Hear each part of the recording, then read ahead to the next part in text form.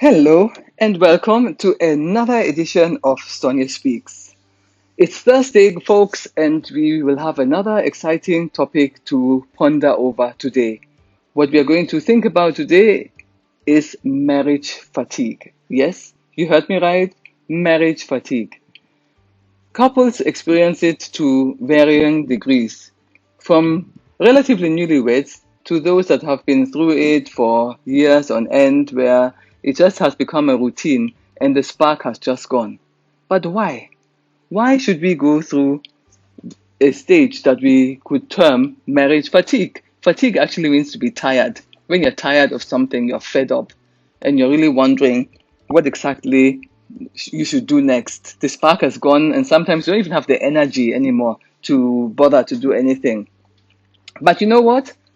It's it's common. It's common, and another thing is that you can overcome it. All you need to do is a little willpower and a little exercise to work on yourself. Now, when we are having our courtship, or when you meet, when we have met the Mr. Right or the girl of our dreams, and you go ahead to propose to her, and there's all this big hullabaloo about the proposal. It's on all the social media pages. You can see her sporting her ring very proudly, and of course the guy is there feeling very good with himself. He's feeling totally cool, saying that yes, I've got this babe, that she's now finally mine.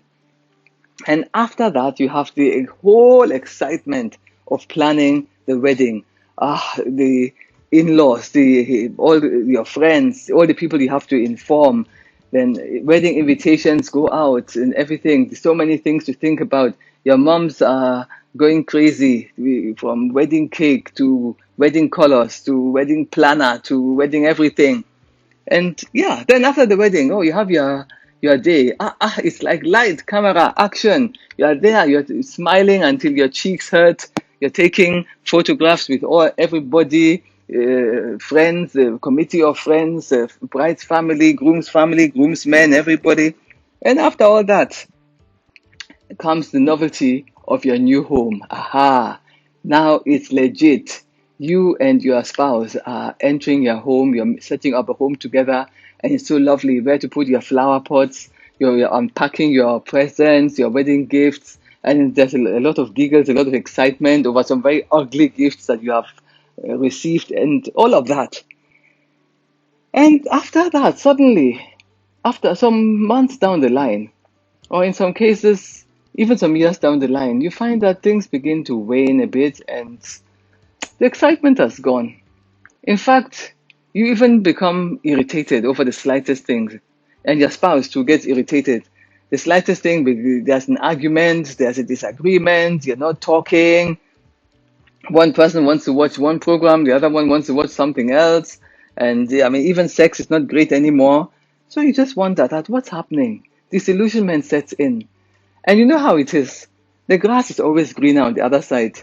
You just happen to peep across and see what the Joneses are doing. And anytime you see them laughing and giggling as they're entering the car, eating popcorn together, going out and coming back. And you wonder, why can't my marriage be like that? But you know what? Things are hardly ever the way they appear. The Joneses, that's how they're looking at you. And Mrs. Jones is telling her hubby that why can't we be like the guys next door? Well, it's normal. You ask yourself that why in the world did I get stuck with this person? Sometimes you even consider divorce. You say, I'm not staying with this guy again. I'm not staying with this lady again. You say, I can't end up. I'm not doing it again.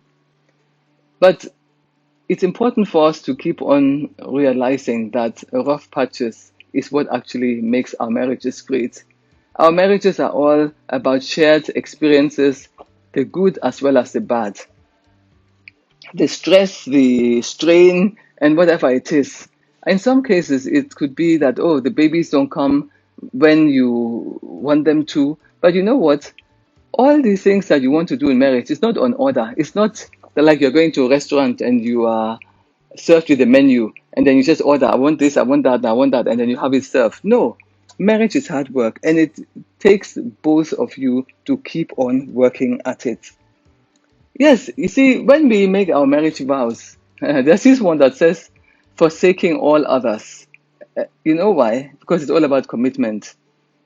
The minute you say I do, you see somebody that you think, Kai, that person would have been more suited to me, or I would have preferred this person, or this person, I am actually more attracted to that one. But what will make your marriage work is the commitment that you have made, that you stay committed to your vows, and then you are determined to make it work. When you do that, believe me, things begin to shift, things begin to change. Because the truth of the matter is that everybody reacts to some positivity. You know, sometimes we put on our status positive vibes only, but you have to create those positive vibes. You have to make it happen. Don't just slacken. You know, sometimes we just let go and we just say, I can't be bothered. Please be bothered. Always be bothered. Always make an effort. Because believe me, every little effort you make goes a long way. So stay committed, overcome, make it work. And you know what? When both of you are committed to that relationship, you work at it, it will get back on track again and it will get beautiful again. And that's the beauty of it. That is that any problem at all can be overcome. So use every obstacle just as a stepping stone to greater happiness and fulfillment in your marriage life. And after some time, you suddenly realize that you understand each other. Those hurdles that you had in the beginning, because you came from different backgrounds, and in one house you would do it like this, and you often hear, in our house we do it like this, in our house or in our family we always used to do it like this. But you have created a new nucleus. Forget what happened in your family and create your own traditions, create your own customs in your own home. And so make it new, make it exciting, and make it happy. So it's not about what you knew before, but it's about what you want it to be now. So remember why you got married in the first place. Always go back when you have those niggling doubts, or when you feel disenchanted, and when you say, why is he keeping his dirty socks lying all over the place? Or why didn't she make the bed properly and all that? Remember, why did you marry her in the first place? That time you are so enchanted with her, or you are so in love with each other, that you just wouldn't see any other person apart from one another, and you just vow that this is the person I want to grow old with, this is the person I want to have my babies for, or I want to carry my children. Go back to those days and think about them. That's the person you married. So make your spouse into what you want them to be, by honoring them, by loving them, by respecting them, by affirming them, and by appreciating them. So just make sure that you make it work, you work hard at it, make it work, and be happy. So I thank you so much for listening. Please leave your comments.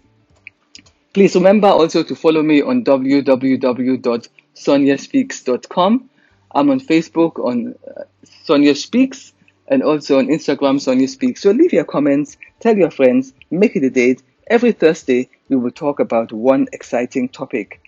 Next Thursday, I promise you, we'll talk about something else, a little different this time. We shall talk about domestic violence. Yes, domestic violence in all its ramifications, from the man's perspective, from the woman's perspective, and what really happens and how we can also overcome. In every situation, there is always a way out. So until we meet again, stay positive and stay connected. Sonia Speaks. Peace.